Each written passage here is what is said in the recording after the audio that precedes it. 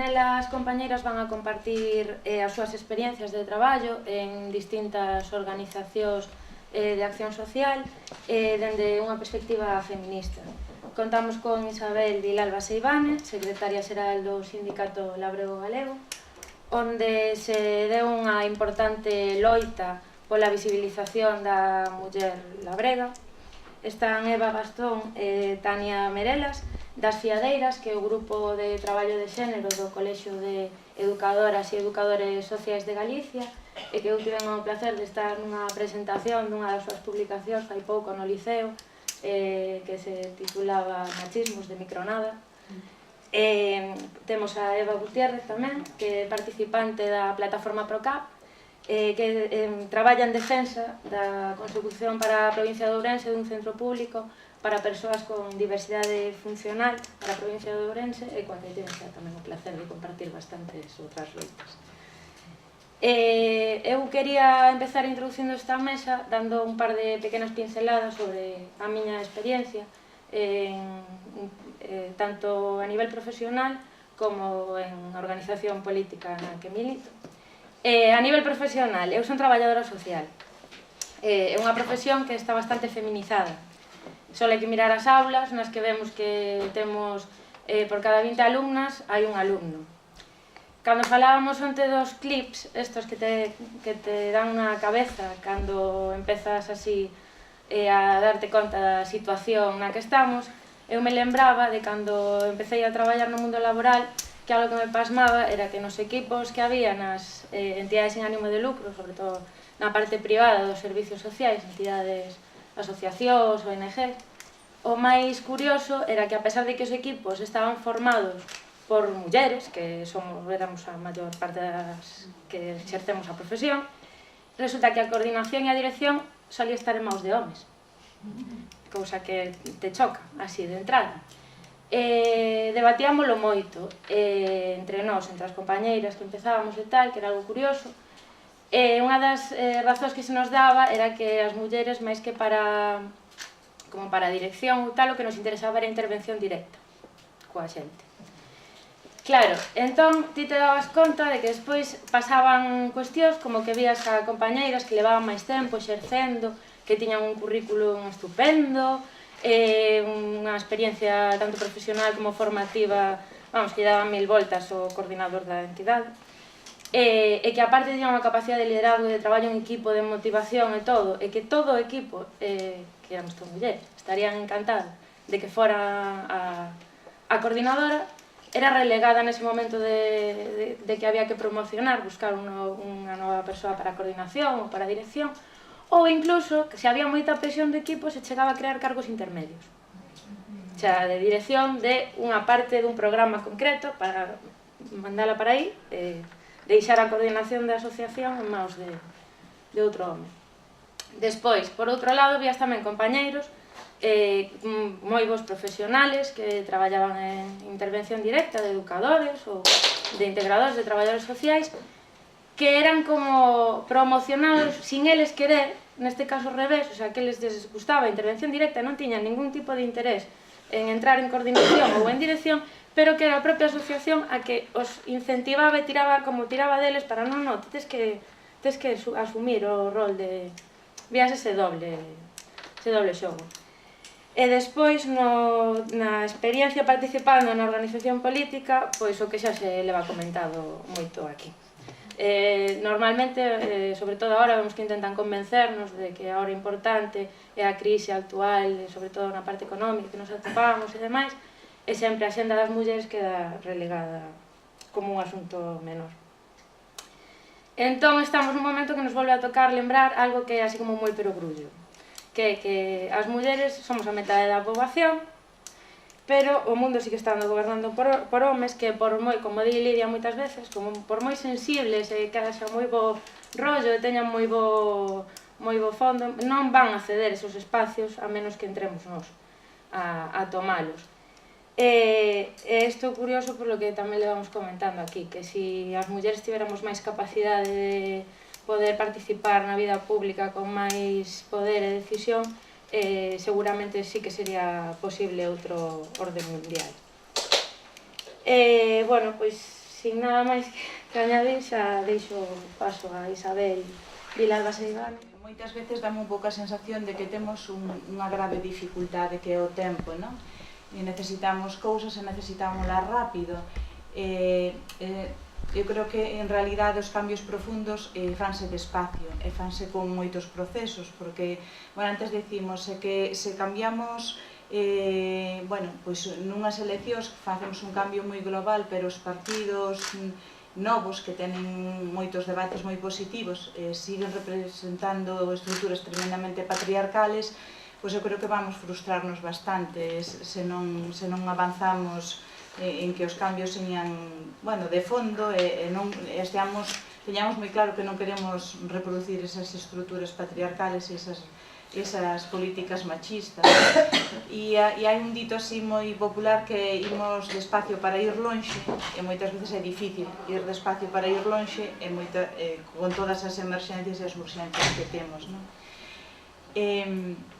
Eu así un poquinho só quería compartir un pouco unha experiencia que, non deixa de ser unha máis, e algunhas claves polas que nós vamos optando e vamos moitas veces relendo-as, e moitas veces esas claves non funcionan tanto como pensamos e volvemos atrás para ir cara adiante, pero un poquinho para compartir así algunhas destas reflexións que fomos tendo ao longo do tempo e que nos van orientando, non? Uns dos nosos primeiros pasos xa están un pouco lonxe. A nosa organización comezou nos últimos anos do franquismo, no ano 73, considerarse un pouco ese empezo na clandestinidade, e é moi curioso porque mesmo antes da súa legalización xa comeza a haber así xa empeza a sair o tema de que hai discriminacións que nos afectan ás mulleres polo feito de ser mulleres.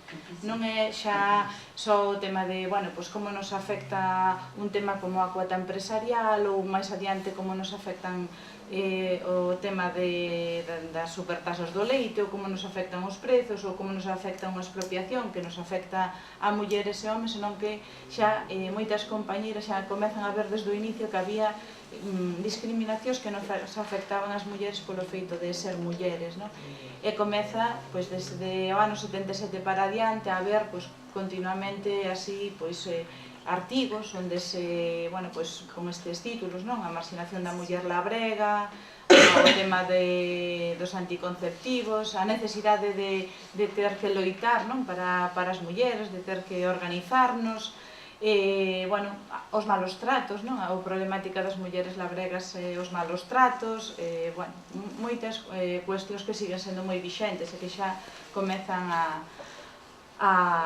comezamos a ver que era unha preocupación xa para moitas compañeiras que naquel momento, hai un libro que fixo a compañeira Tereixa Ledo sobre Lidia, basicamente, pero que recolle moito desa loita colectiva, e aí ela fala moito como eran aquelas movilizacións labregas, que eran basicamente todo homes, e homes de bastante idade, moitos deses homes, non porque non houberan mulleres, senón que espacio ese do público normalmente eran os homes os que participan. Eu quería dicir un dato que ás veces pode parecer así banal, pero o Sindicato Labrega é unha organización mixta e é unha organización que nosotros a afiliación considerámola pola granxa, polo proxecto agrario e gandeiro, e todas as persoas que están aí, a non ser que esas persoas non queiran ser persoas afiliadas do Sindicato Labrego.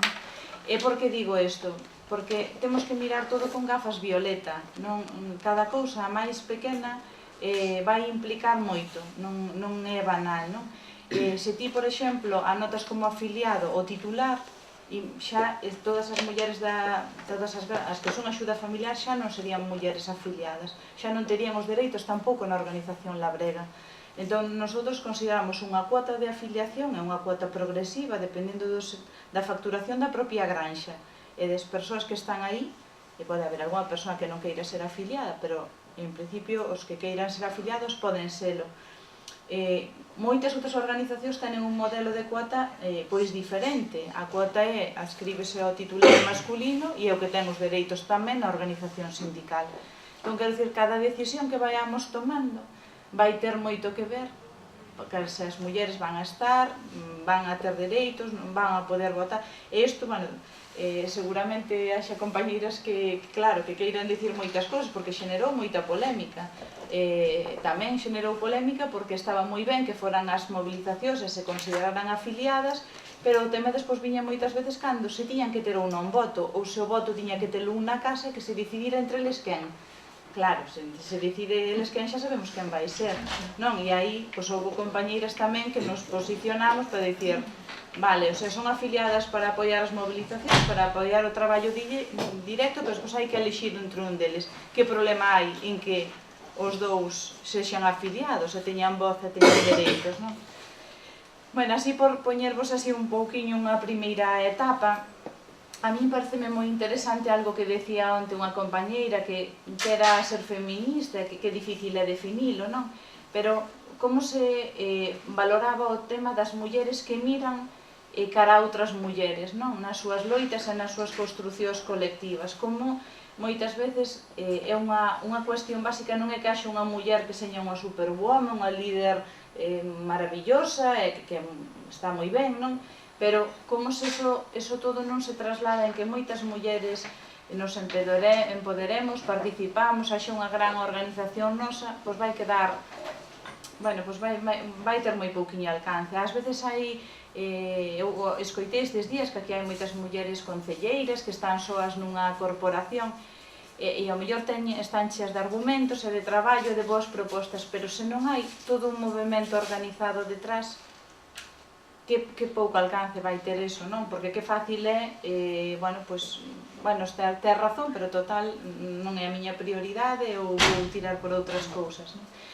Por exemplo, bueno, pois eu destaquei un pouquiño un momento, bueno, no ano 89, pois Lidia Senra Rodríguez pois foi elexida secretaria portavoz do Sindicato Labrego Galego e, curiosamente, só un ano despois xa se constitúe no Sindicato Labrego a Secretaría das Mulleres e había unha reflexión que non lembro ahora moi ben se foi Pura Albela ou Carmen Freire, algunha das compañeras que estaba ao redor de Lidia naquel momento, cando decía que ela tiña moi claro que, bueno, pois tiña a función de representación do sindicato cara ao exterior e ademais naquel momento que non había mulleres prácticamente nin nos parlamentos, nin en ninguna organización social, que ainda hoxe moitas veces son raras, pero naquel momento, pois, ano 89 moito máis, a claridade esa de pensar que ten que haber cambios reais e profundos na organización, que non vale só ter unha gran líder ou dúas ou tres, senón que hai que facer cambios moi profundos na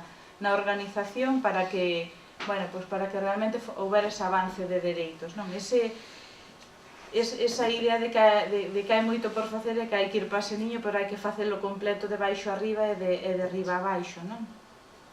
Houve uns anos en que se fixo a Secretaría das Mulleres, pois era como bastante esporádico todo, non? No sentido de que se facían ciclos, charlas, pois cada certo tempo dun tema, pero non había como, bueno, pois algo regular, non? Asentado regular neses primeiros momentos.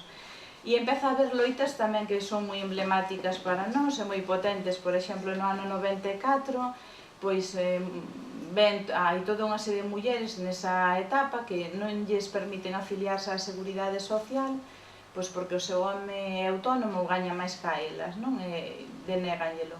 A maioría quedan no camiño, a maioría así, pero hai unhas poucas que, apoiadas pola Secretaría das Mulleres, pois deciden levar o tema aos xulgados e gañan varias sentencias no ano 96, non? Pero non en todas as casas era fácil defender que tuveres que ir a un xulgado para poder cotizar a Seguridade Social. Bueno, aínda hoxe, en moitas casas, moitas mulleres para poder cotizar libran unha auténtica loita, son as que se considera que o seu pago á Seguridade Social é o último, bueno, o primeiro que se prescinde cando non hai diñeiro, o último que se fai, de feito somos as que temos menos anos cando chega despois o momento, por exemplo, da xubilación, non? E outros temas como a titularidade nas granxas, que sigue sendo unha loita moi vixente, porque miles de mulleres aínda hoxe nas granxas galegas están consideradas axudas familiar. Se ven un ingreso ven a nome do titular, se alguén pode facer unha venda ou pode facer unha compra a nome da explotación ou representala é o titular, e as mulleres traballan ali toda unha vida, pero chegado o momento dunha separación, pois no mellor dos casos terían que loitalo nun xulgado. Se hai o falecemento titular, entran os heredeiros directos desa persoa, e pode ser ela ou non ser, ou ter que disputar tamén con eses heredeiros o tema, non? E en todo caso sempre é unha posición subsidiaria do varón, e figuradevos cando ademais hai unha relación, hainas de todo tipo, e hai relacións onde as situacións son moi mesmo de violencia, non? Pois cando non tes ingresos propios, non tes dereito recoñecido, non tes autonomía e eres subsidiaria, bueno, en todo caso, o xefe da granxa, pois é outra persoa, pois é complicado. A legislación esta que vos digo que era totalmente discriminatoria, si se cambiou, pero figuradevos, onte chegou ata o ano 2000, non? E o tema de ser a axuda familiar moitas mulleres, pois aínda hoxe en día temos unha lei de titularidade compartida do ano 2011 que non hai ningunha vontade de poñer en marcha.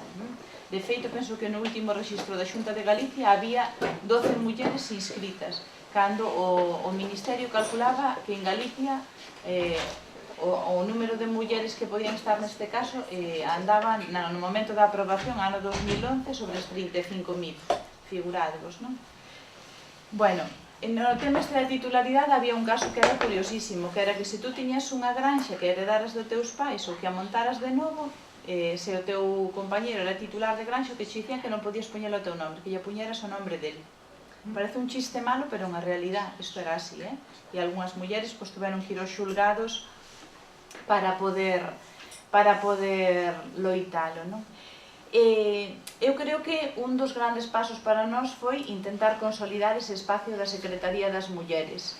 Nese espacio da Secretaría das Mulleres, o que temos moita preocupación é que non seña un gueto, non? No sentido de que debatamos ali os nosos temas e non, bueno, pois moi ben, parecedes son uns debates ali estupendos e non nada máis, non?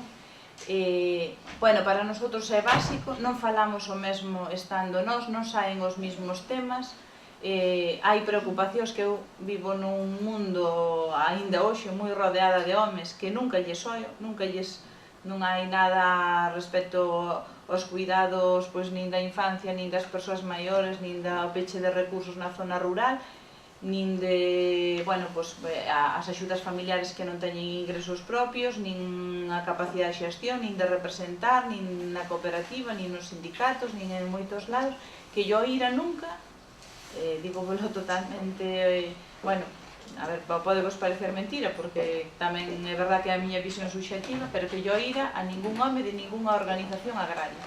É dicir, hai temas que ou están as mulleres ou non van sair, porque non son unha prioridade, non sinten ese problema, non?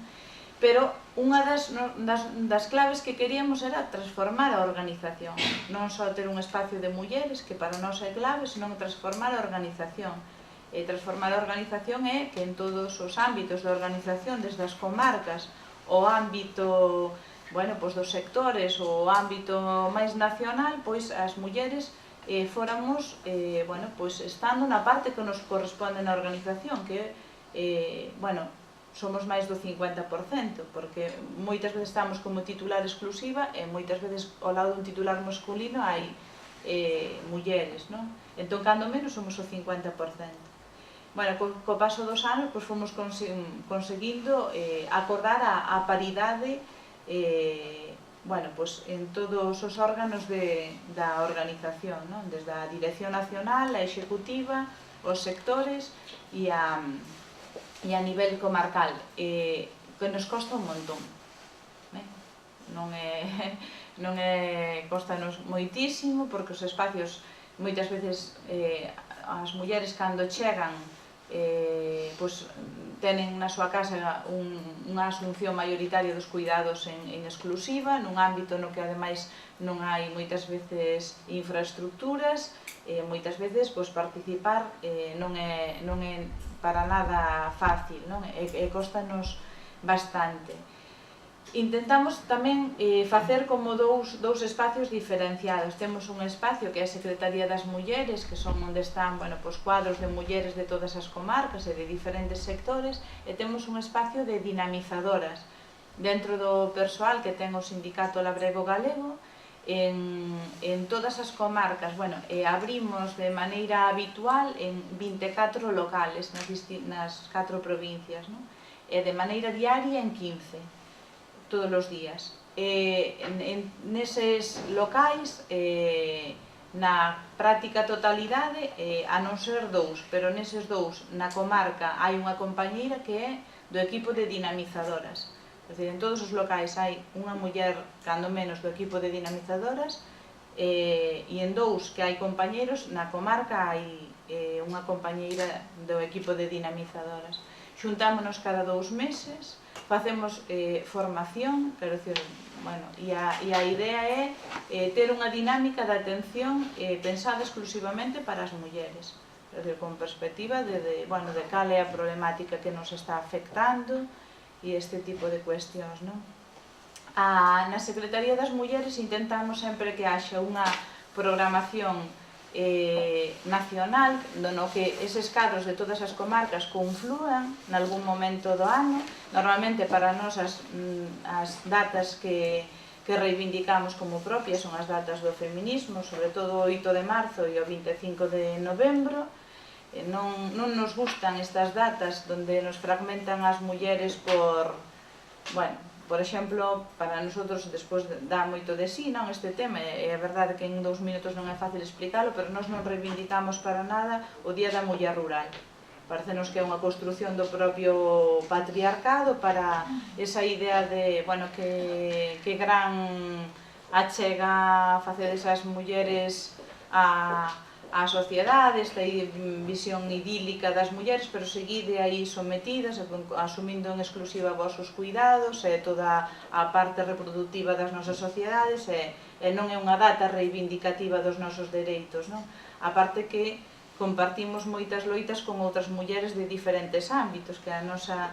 outra cousa que teñamos unha profesión determinada e outra cousa que vivamos no medio determinado que tamén ten as súas características, pero a cuestión esencial como mulleres non ten que ver coa profesión exactamente, é outro tipo de cuestións. Esta é unha imaxe do encontro anual de mulleres que levamos facendo, debemos estar pola 14ª edición, unha cousa así, máis ou menos, non me lembro exactamente. Facemos un debate normalmente de 2-3 días. Para min é un gran éxito que haxa sempre sobre 100 e pico mulleres de todas as idades que deciden botar 3 días fora da casa debatindo sobre os seus dereitos profesionais, sobre a violencia, sobre o aborto, sobre que problemas teñen para vivir onde viven ou para montar un proxecto. Moitas mulleres dinos que realmente para eles é un momento moi importante, porque no rural e en certas idades está permitido que saias da casa cando vas coidar unha persoa en hospital ou cousas así, pero non que te dediques ti un tempo e además un tempo que vas a debatir, a compartir con outras compañeiras, a este tipo de cuestións. Para nós é realmente importante. Pero, aparte de que teñamos estes momentos nacionais, galegos, de mulleres de todas as comarcas, tamén intentamos que haxe unha programación todos os anos en todas as comarcas, que se faigan algunhas actividades nas que as mulleres poidan participar ou aportar ou identificar nese ano o que lles preocupa. Este ano, por exemplo, está habendo algunhas xornadas nestes días, desde mulleres que debaten o tema de a diferencia entre que é o xénero e o sexo, ou o tema da reivindicación do corpo, ou algunhas compañeras que están facendo un pouco un percorrido sobre as loitas históricas das mulleres. Houve outros momentos que falábamos de coeducación, outras veces que nos xuntábamos para facer un intercambio coa comarca do lado, outras veces que, bueno, pues que facíamos algo de valorización dos saberes das mulleres labregas, porque, bueno, para nós hai unha parte que antes se comentaba, non? Nos reivindicamos moito estar na esfera, bueno, eu personalmente son unha defensora nata das cuotas. Eu creo que se as mulleres están no 50% da sociedade e non están nos lugares, por algo será, entón algo teremos que facer para cambiarlo, aunque sin obligarnos a facer onde estamos fallando. Pero dito isto, pois tamén da outra parte, non? De visibilizar, porque hai toda unha parte da vida das persoas que non ten valor, non? Aparentemente, pois non, os cuidados non teñen valor, a alimentación non ten valor, manter o medio natural non ten valor, cando son cuestións esenciais para a vida. Non porque esencialmente deberíamos ter obrigación de facelo as mulleres, pero porque sí son cuestións que deberían ter importancia nas nosas sociedades, non? Bueno, estas son algunhas imaxes onde, bueno, vamos rotando, pois, por diferentes comarcas, porque tamén cando vamos a unha comarca parecenos que reforzamos as compañías desa comarca, entón non nos facemos centralizados, normalmente, aparte de debatir temas, pois toemos ás veces na montaña de Lugo ou en Ribadeo ou en Muxía ou en non sei onde, vendo tamén que sei, nos Ancares, por exemplo, pois, dedicámonos tamén moito coas mulleres dali da comarca porque están facendo unha loita moi forte en defensa dos servicios públicos na montaña, do ensino, dos centros de saúde. Entón, bueno, tamén onde vamos, pois, aparte de un pouco intentar empoderar tamén as mulleres dese lugar, pois tamén visibilizar que realidade temos nas distintas partes do país e tamén de alguma maneira para nós coñecer o país e valoralo e, bueno, tamén ver toda esa diversidade. Cando vemos en Muxía, pois era a loita contra a instalación destas grandes piscifactorías que se intentaron poñer na Costa da Morte por aí, e, bueno, pois un pouco todo este tipo de cuestións. Bueno, para nosotros sempre foi unha clave a rúa, e sigue sendo. Quero dicir, para nosotros eu creo que hasta que conseguimos ter unha masa social o suficientemente forte e potente, onde se visibilice o que queremos e as mulleres nos organicemos, pois vai ser moi difícil, porque podemos ter unha representante xenial ou un equipo, pero a ver, do outro lado hai un sistema, e hai un sistema que ten interés, non ten ninguna gana de practicar o buenismo, non? Entón, se sinten presionados, pois poden ter que facer concesións. 2 minutos, que non teño deixasme o ese para ver. Bueno, entonces, pois, en moitos momentos, aparte de formarnos, de organizarnos nós como mulleres, de intentar tamén ir a organización para intentar que os cambios se fagan, pois tamén damoslle moita importancia a estar na rúa, non? A estar na rúa, pois o que se espera unha campaña pois no tema da seguridade social, das pensións, deste era tamén da seguridade social, outras eran da titularidade, bueno, pois do aborto, de outro tipo de cousiñas, non? Bueno, isto pasa un poquinho porque non teño moito tempo. Bueno, aquí puxemos a idea tamén de que as construcións que faigamos non faigamos empoderamentos para reproducir pois poderes que non nos gustan, non? Quer dizer, se non nos gusta, bueno, nós non queremos ser a Merkel, non? Tampouco queremos ser o Rajoy, pero quero dicir que non é peor seguramente ela por ser muller que home, pero tampouco ese é un mundo que queremos construir, queremos, bueno, facer unhas construcións pois noutros términos, pero tamén as organizacións son importantes, quero dicir, non podemos como as construímos. Estou indo para atrás, para adiante.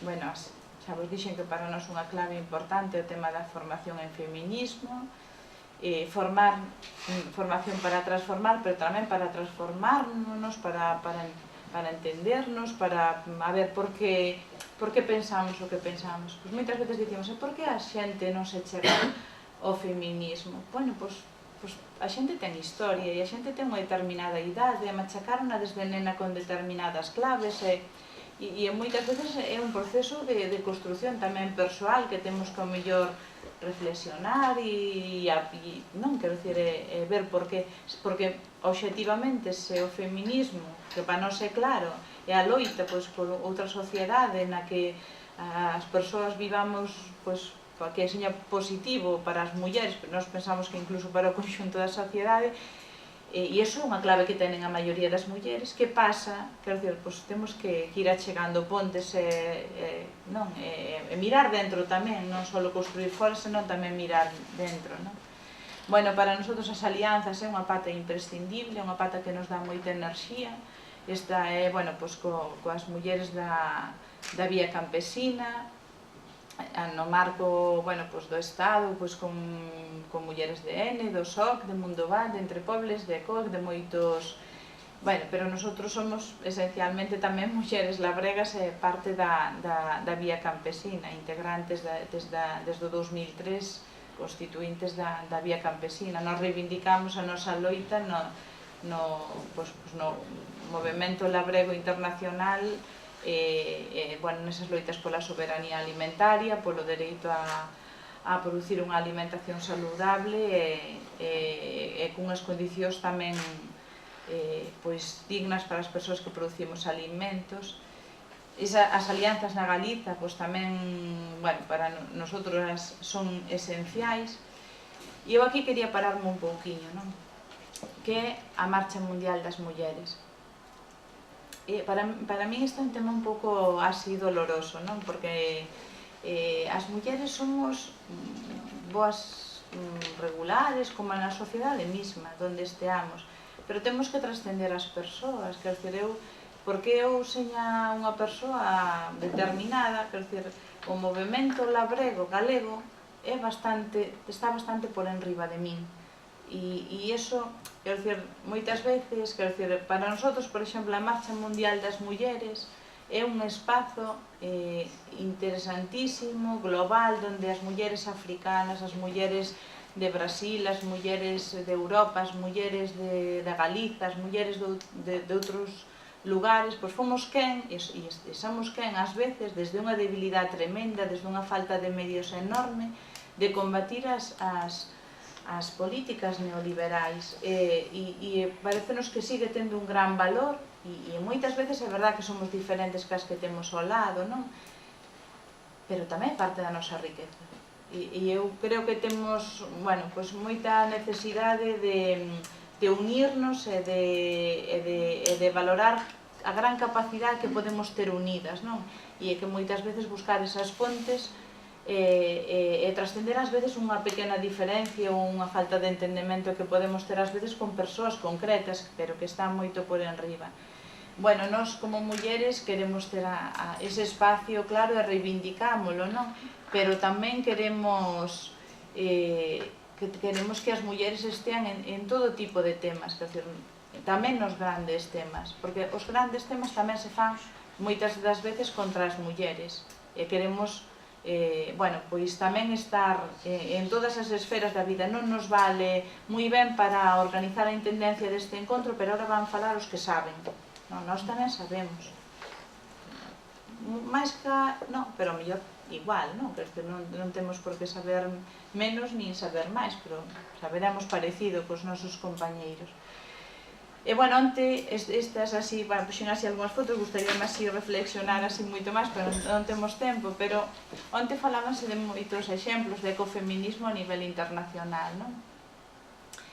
E nós tamén temos loitas de mulleres que, bueno, pois que tuveron defendendo no seu día que non houberon a central nuclear na Galiza, ou que tuveron loitando contra a central térmica de Meirama, ou que tuveron defendendo as marismas de Baldaio, ou que están hoxe na Serra do Galiñeiro, ou que están en Xinzo de Limia, ou que están en Corcoesto, ou que están noutros lugares, non? Esas agresións tamén as tuvemos históricamente, tamén temos eses exemplos de loita, e visibilizar tamén as mulleres que nos precederon e as que hoxe están nun lado e noutro, e facer suma con todo iso, pois tamén é moi potente e moi interesante, non?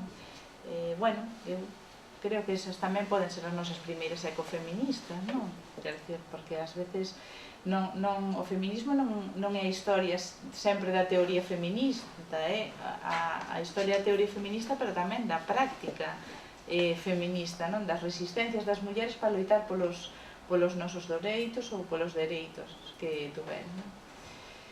Bueno, pois Nese sentido, onte poñía o exemplo da Ana Muria, a compañeira Alicia Puleo, non? E falaba da importancia de crear todo un sistema alternativo, de conservar as sementes autóctonas, de combatir ese neoliberalismo figurado. Eu este ano poñía un exemplo, que só lo acabo con el, non?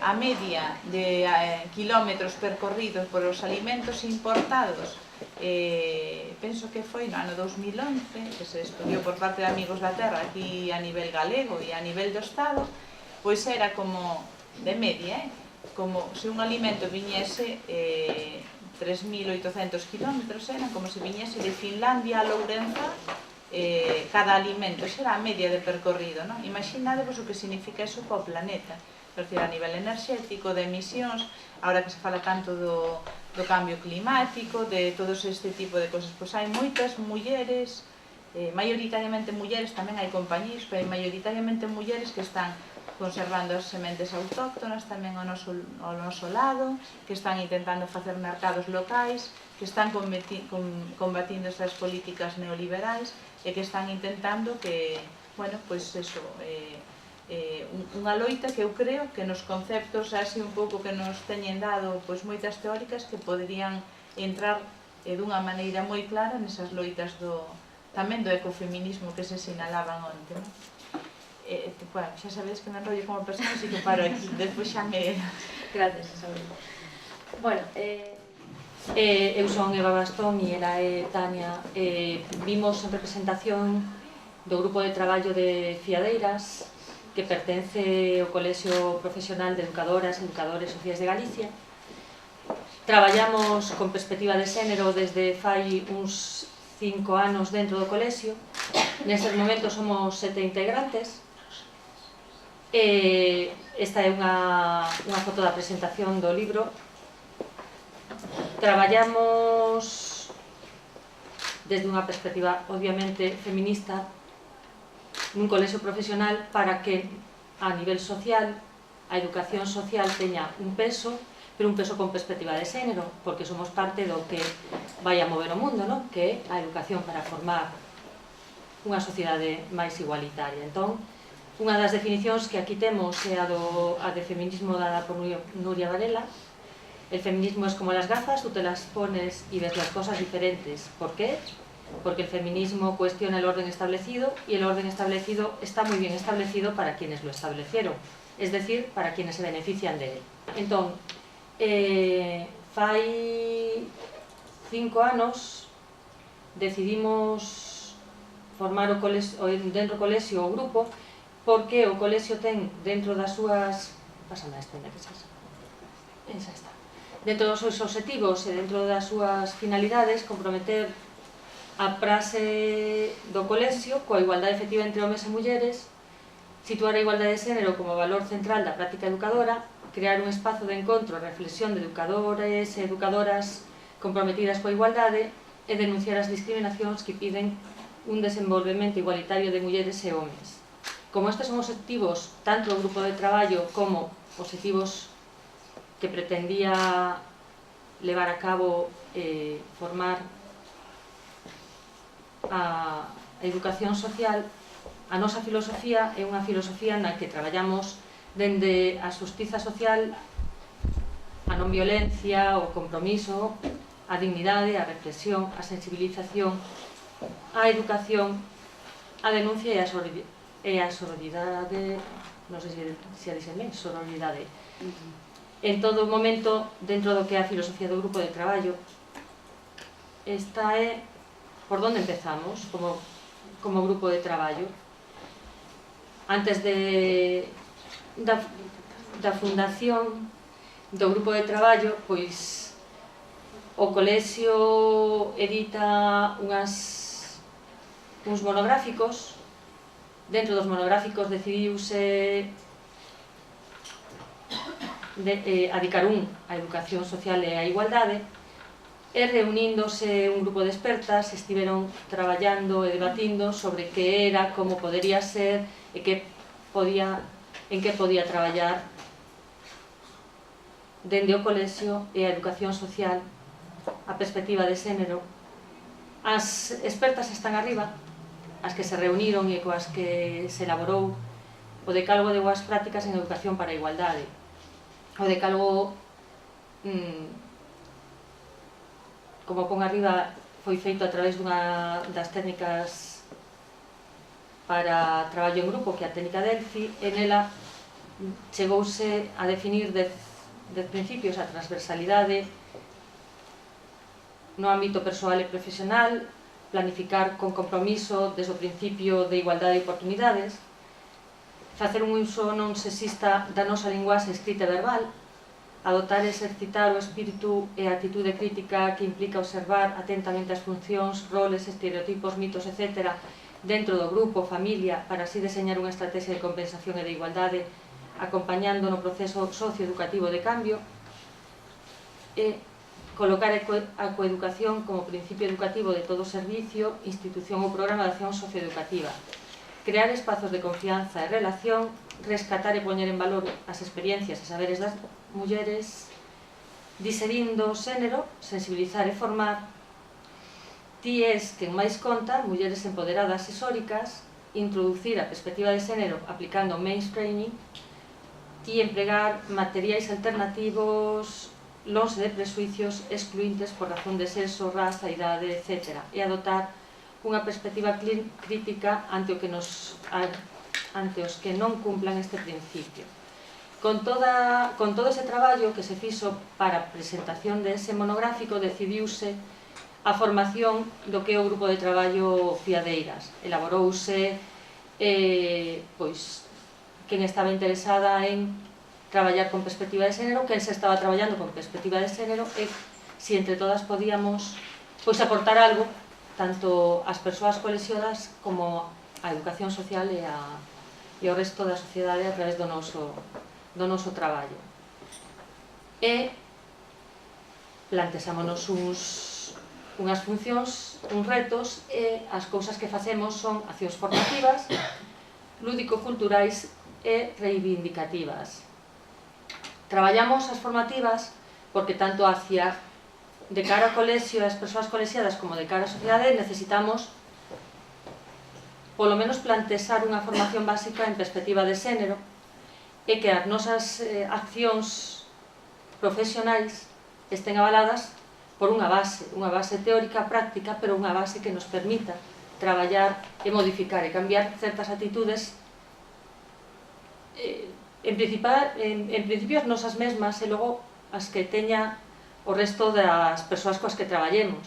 Entón, formámonos nós, como grupo, como persoas participantes e integrantes do grupo, formamos a persoas dentro do que é a educación social, con accións formativas como algunha das que hai por aquí, porque aproveitamos a data do 25 de novembro para, ao redor deses meses, traballar algunha formación nas universidades galegas e traballar dentro do que son as facultades de educación, claro está. Traballamos de cara á sociedade porque de vez en cando tamén traballamos e presentamos cousas a nivel xeral e non só para nós ou para o noso ámbito de traballo. Aquí hai algunha máis das accións e xornadas nas que en principio estivemos. Esta é unha xornada de Tupper Sex, foi unha das primeiras que se fixo a nivel formación dentro do colexio, de formación con unha perspectiva de xénero. Participamos e colaboramos en ciclos de cine con unha visión tal vez igual a de outros tipos de colectivos, pero para que dentro da educación social tamén teñamos esa visión e podamos incidir sobre ela.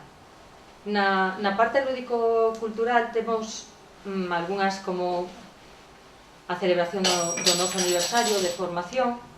A deste ano foi o do Trivial, bueno, deste ano non, pasado, este xa non. E algunhas outras actividades. Esta era do segundo aniversario. Aquí están páxinas donde se nos pode atopar para calquera información que se necesite sobre nós, que é unha pena que non se vexan exactamente. Estamos con un blog, estamos en Facebook, estamos na páxina obviamente do colexio. En todas elas hai información sobre nós, hai algúns documentos, e estamos traballando a nivel xeral. Aquí hai a dereita un protocolo de comunicación inclusiva que elaboramos en principio para o noso colexio e logo pasouse ao resto dos colexios de ámbito estatal para utilizar unha linguaxe inclusiva que nos parecía como obxectivo do colexio, como obxectivo do grupo, algo importante a ter en conta, pero ademais terlo claro. Entón, intentamos elaborar unhas pautas de como intentar comunicarnos de maneira inclusiva. E de aí ven o que é toda a campaña que nos levou a discusión sobre por que nós lle chamamos machismos de micronada ao libro e non nos quedamos co de micromachismo, que ora xa nos sigue contando tal. Bueno, pois un pouco en todas esas actividades que Eva comentaba, non? De formación cara adentro e tamén cara fora, un día nos sentamos a reflexionar alrededor desa expresión, non? Que o profesor Luis Bonino acuñou, ese termo de micromachismos. E empezamos a falar e a ver que non nos encaixaba, que nós non estábamos de acordo con esa idea de micro, na maneira en que estaba plantexada. Entón, eso nos deu pé a... Bueno, non vou seguir pasando porque tampouco se ve moi ben, entón vou ir... Non te preocupes.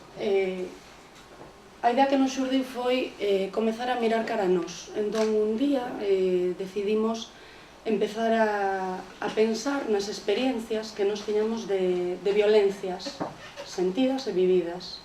Violencia directa, vale, que podían ser situacións evidentemente de acoso ou físicas, vale, pero moitas outras nas que nos sentiramos humilladas, menosprezadas, bueno, un pouquiño vidas a menos, non? E entón nos empezamos a decatar que efectivamente que máis que menos tiñamos experiencias. Entón nos deu por pensar, bueno, se nos estamos aquí participando deste grupo feminista, estamos poñendo voz a estas experiencias, estamos seguras que o resto de compañeiras tamén as teñen, que isto non é algo que nos pasa a nós. Entón decidimos lanzar unha campaña, nos escribimos este relato, que é Memorias dunha educadora social, en onde basicamente se plantexa unha situación en onde nós como educadoras chegamos a un centro educativo a desenvolver un obradoiro de prevención de violencias machistas e, bueno, de alguna maneira tú comezas a reflexionar tamén sobre as túas propias violencias, non? Porque hai un elemento, o meu xuizo, e neste caso sí que xa é unha visión particular e personal, perversa con toda a visibilización que se ten feito sobre a violencia de xénero, neste caso, e é que se xenera unha idea de víctimas e despois outras que parece que non somos víctimas, non? Parece que se non acreditas que a través desa denuncia non eres víctima, non? Parece que esas víctimas tuveron a mala sorte de escoller unha parella equivocada, pero todas sabemos que as violencias que recibimos non só veñen da parella, non? Polo tanto, neste relato que fixemos foi volcar as nosas experiencias. Comezamos por nós. Entón, nós como educadoras visibilizamos certas experiencias personais que temos, vale? Desde algunhas máis banais, como que cando imos tomar algo con nosos compañeiros, se eu pido unha cervexa e el pide un café, arredemo que o café o vou ter que tomar eu, porque non se me escoita que eu pedín a cervexa, dende esa clave a moitas outras. Entón decidimos lanzar unha campaña que era un pouco ese banner que salía aí a través do noso blog, en donde pedimos, con motivo do 25 de novembro, que de maneira anónima ou visibilizándose outras mulleres posicionaran experiencias personais onde se sentiran violentadas. Entón, a través das redes nos chegaron como 7 experiencias e nesas 7 experiencias nos deron pé a pensar que ese fío do que comezábamos a tirar podía ser interesante, porque empezaron a salir cuestións que nos creíamos que se agochaban debaixo dese concepto, vale? Por unha banda, o feito de que poñamos micro necesariamente nos vai remitir a cuestións que son pequenas, queiramos ou non. Non sei se esa era a intención que tiña Luis Bonino, de decir que eran pequenas ou que eran sutís ou invisibles, pero o micro na nosa sociedade nos remite a algo que é pequeno, e algo que é pequeno e, polo tanto, ten menos valor. O que nos testamos con estas experiencias é que aparecían violencias que si eran invisibles, pero que non eran pequenas, porque nos atopamos con experiencias de abusos na infancia, por exemplo. Polo tanto, o de micro, pois non sei se entraría, non? Entón aí foi onde xurdiu a idea de sacar esta publicación, que verdadeiramente é un mérito compartido. Nos o que fixemos foi un pouco tirar deste fío e despois coordinar esta obra. Unha obra que se fixo gracias a que moitas outras compañeiras e tamén algún compañeiro decidiron compartir e posicionar de alguma maneira como nos afectan estas violencias en diferentes escenarios da vida cotiá. E, basicamente, son relatos, nos pedimos a unha serie de personas que traballaban no ámbito educativo, que traballaban en diferentes colectivos, mesmo artistas que tiñan certa visibilidade, que evidenciaran, ou si querían que partillaran, algunha experiencia de violencia. E o resultado foi este libro. Nos non dábamos ninguna consigna sobre como debía de ser esa experiencia.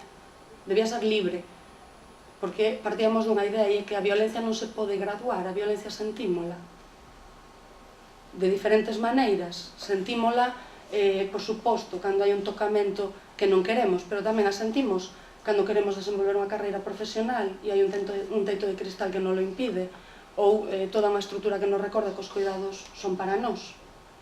Entón, o que pedíamos era simplemente isto, con esta consigna lanzamos que cada quen reflexionara.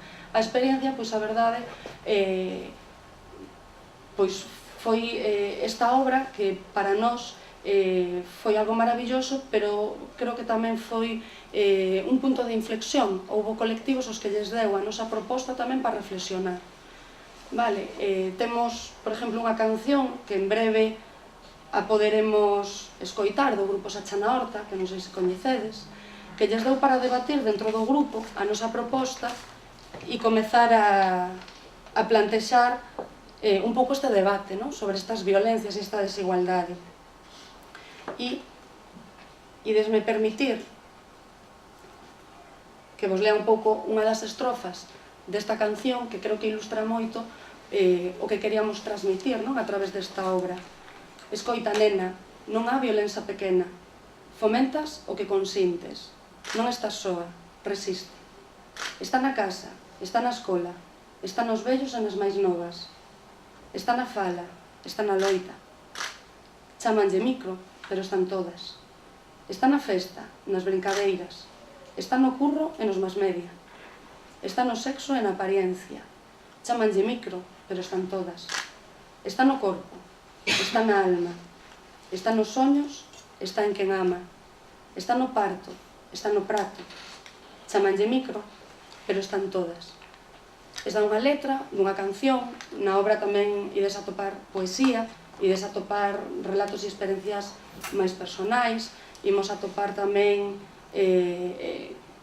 fotografías cedidas por Clara Gallo, neste caso, imos atopar humor gráfico. E basicamente, pois é unha obra que colectivamente construímos e que basicamente o que quería poñer en riba da mesa é que a violencia que sofrimos non entende desas gradacións, porque, en definitiva, todo o que nos entra dentro deses micromachismos é a desigualdade, e na desigualdade está a base da violencia que sufrimos. De feito, Lola Ferreiro, que fixo o epílogo deste libro, fai unha reflexión en donde di que son precisamente estas violencias, este machismo, o que nos prepara para esas outras máis grandes, non? Cando nesa pirámide da violencia imos dando certos chanzos, non? E polo tanto sí que creemos, ademais como educadoras, que para ir á raíz do problema debemos tamén ir a analizar e poñer o foco e non permitir que se nos diga que hai certas violencias que sufrimos que non son tan importantes polo feito de ser pequenas, non? E nese sentido, e por pechar, porque como me quedan 2 minutos, simplemente quero compartir, porque recolle moi ben a idea coa que nos plantexamos este libro, e é un pequeno fragmento que escribiu Patricia Portopaderne, que é a educadora social que rexenta a Librería Feminista de Compostela, e ela falabra microreflexión sobre o micromachismo. Micro que? Entendo a intención didáctica do termo, mais xera en min desconfianza. Onde rematan os micromachismos e comezan os normais ou os macromachismos? Parece que ao facelos micro son menos graves. Parece que se nos micro invisibiliza, se nos micro obxectualiza, parece que mesmo se nos micro desacredita cando estamos no ámbito público, ou que se nos micro atribúe o rol tradicional feminino, a nosa resposta ha de ser microprotesta. Porque parece que non é para tanto. Mais todo forma parte do mesmo esquema de poder. Se o trasladamos ao tema do racismo, tamén estaríamos de acordo cos microracismos. Non concordo definitivamente con este concepto. Aí o deixamos para o debate posterior, para non pisar tempo, e se queredes compartir algo máis ou tedes algunha pregunta, pues podemos falar. Bueno, teño moi claro que o traballo que nos queda por facer é moito, pero eu son moi positiva e aínda que son moi consciente do medio no que vivimos, estou segura de que acadaremos cambiar o mundo. Que ese ha de ser e é o noso obxectivo. Somos mulleres. Ben, pois como xa sabedes, chámome Eva, son membro da plataforma Procat Ourense e seguramente non é o momento, pero vou facer unha primeira reflexión e dicirvos que nun primeiro momento ao repartir entrecomillado os cargos que dirixen a plataforma, a min tocoume o de facer de portavoz da mesma.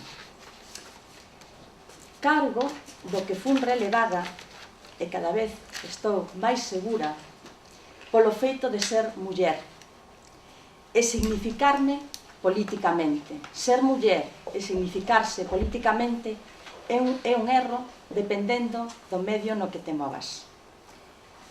Por ir nas listas dun partido político nas eleccións ao Parlamento Galego. Contovos isto porque empezo a estar farta de ser políticamente correcta. Non podo afirmar que a miña decisión de apartarme desa portavocía ou de que me apartaran desa portavocía e se esa decisión de significarse políticamente fora tomada por un home, a situación teria sido a mesma. Non o podo saber, pero creo que non. Eu sigo na plataforma, como non podía ser de outro xeito, traballando activamente. A plataforma Procap xurde por unha necesidade, pero antes quero vos explicar o que é un CAP e o que é esta plataforma. Un CAP son as siglas de un centro de atención a persoas con diversidade funcional. Son persoas con discapacidade maiores de 18 anos. Estes son centros residenciais nos que hai tamén plazas de centros de día, plazas de respiro familiar, e son centros públicos xestionados pola Xunta de Galicia e dependentes da Consellería de Política Social. Na actualidade, hai 3 centros deste tipo no noso país. Un deles está en Redondela, na provincia de Pontevedra, outro está en Sarria, na provincia de Lugo, e hai un terceiro na provincia da Coruña. E é curioso, pero non existe ningún na provincia de Ourense. É probable que isto responda, e recollo as palabras que esta mañá dixo a nosa compañeira Tania, a que aínda hai moita xente a que lle costa localizar a Ourense no noso país. Pois ben, en Ourense só hai centros para persoas con diversidade funcional privados. E digo, porque non podedes ver o que teño escrito entre comillados, sen ánimo de lucro.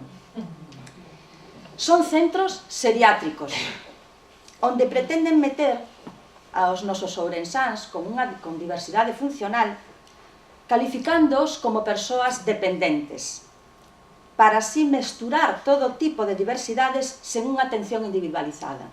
Isto está a acontecer na actualidade nos centros públicos, incluso que ten a Xunta de Galicia, que antes eran de persoas maiores, hoxe hai persoas con distinto tipo de patoloxías, non só persoas maiores de 65, sino que hai xente de 40 anos con retrasos cognitivos e xente con patoloxías psiquiátricas. Bueno, isto é unha puntualización, simplemente, para que os saibades. Estos centros de atención a persoas con diversidade funcional, ahora xa me vou a referir a CAP, xa sabedes o que son, están pensados para nenas e para nenos maiores de 18 anos, aínda que a maioría deles acceden ao cumprir os 21, porque aí é cando finaliza, digámoslo así, a etapa de escolarización, generalmente nos centros de educación especial, que dependen da Consellería de Educación. Até ese momento, as nenas e os nenos reciben atención individualizada, traballándose as súas capacidades, as súas habilidades, rehabilitando funcionalidades. A plataforma nace, por tanto, pola necesidade de que o traballo iniciado nesa etapa escolar continúe ao longo de toda a súa vida.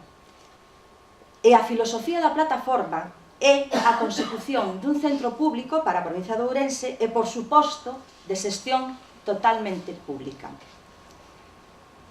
Eu son nai dun neno con diversidade funcional e a escolarización do meu fillo nun centro de educación especial supuso un punto de partida, un encontro con nais que compartíamos as mesmas inquedanzas.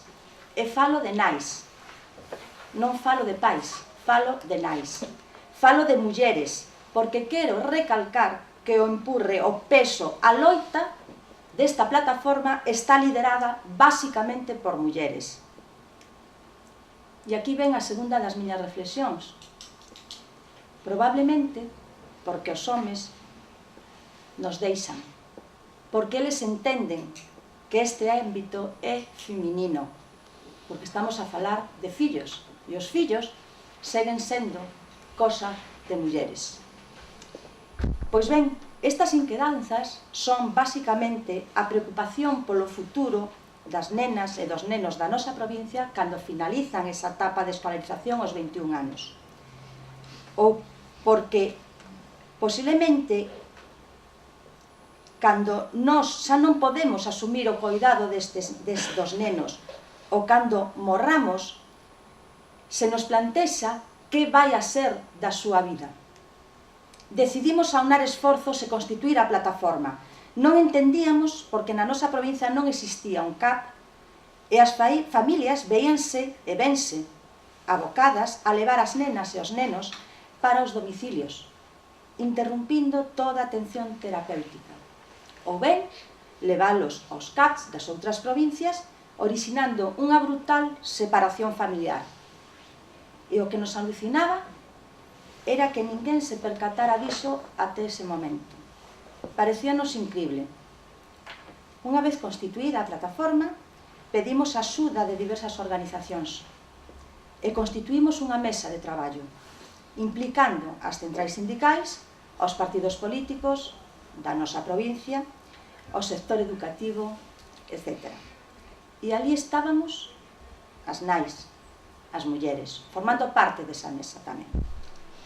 Reunímonos cos grupos parlamentarios da anterior legislatura e ali estábamos as nais, as mulleres, excepto co Partido Popular.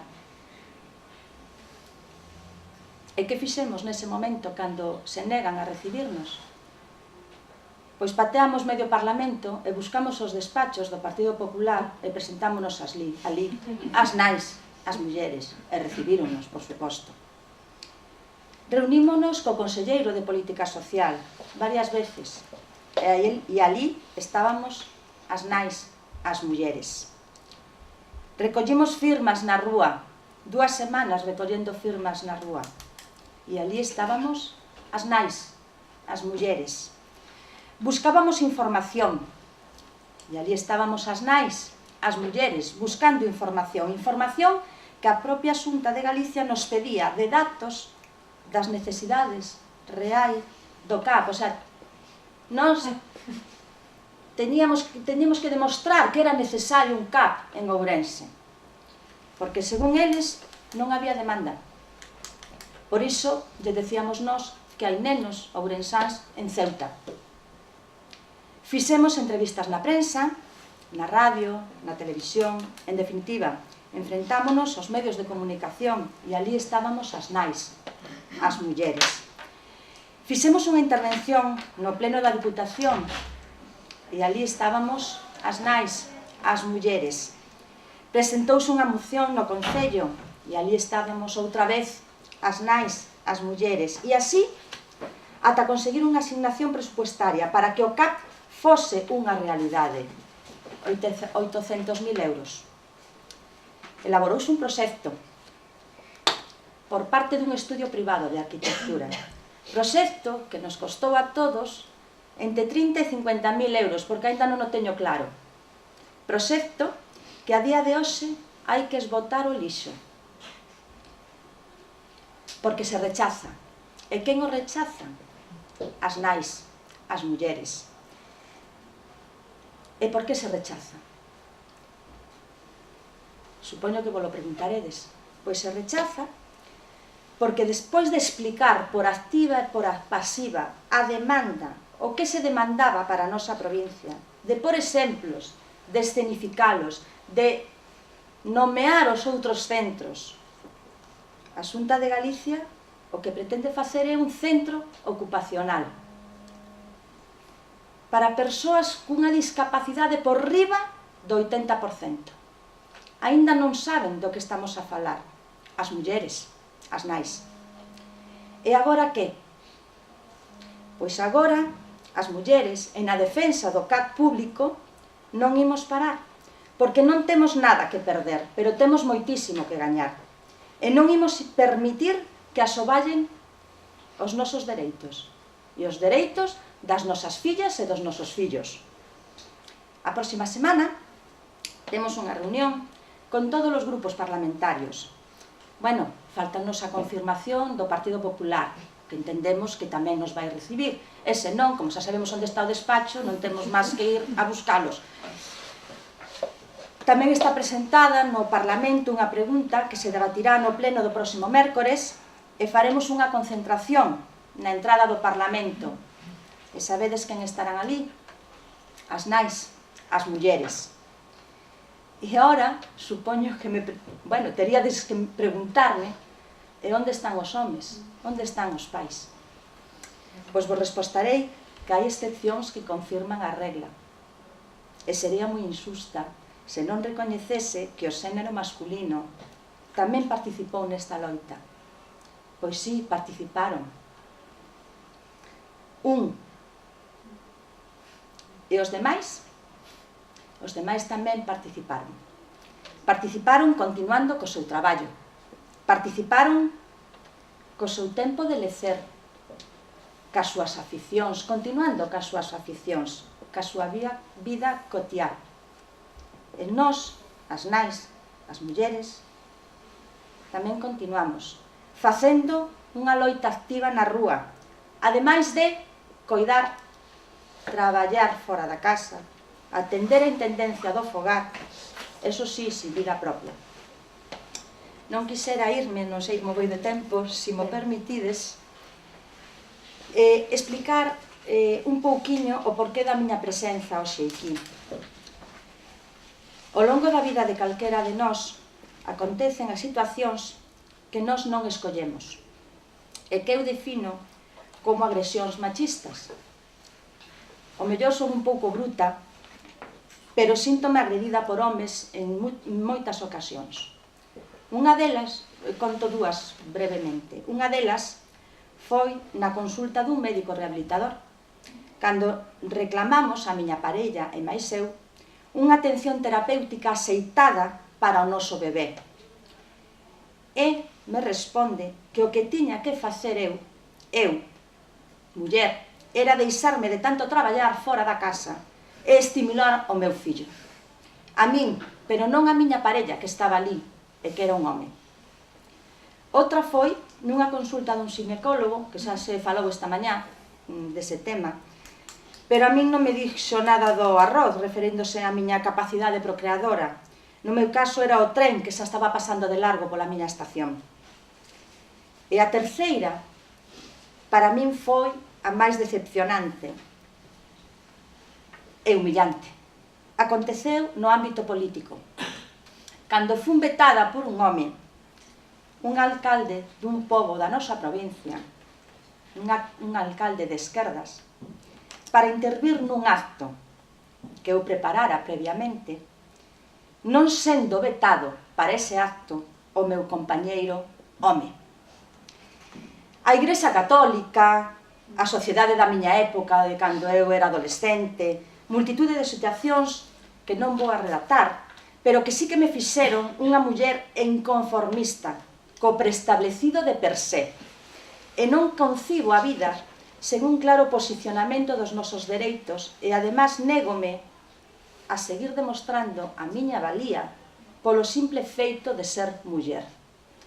Sempre me rebelé contra o sistema injusto, e seguirei no facendo.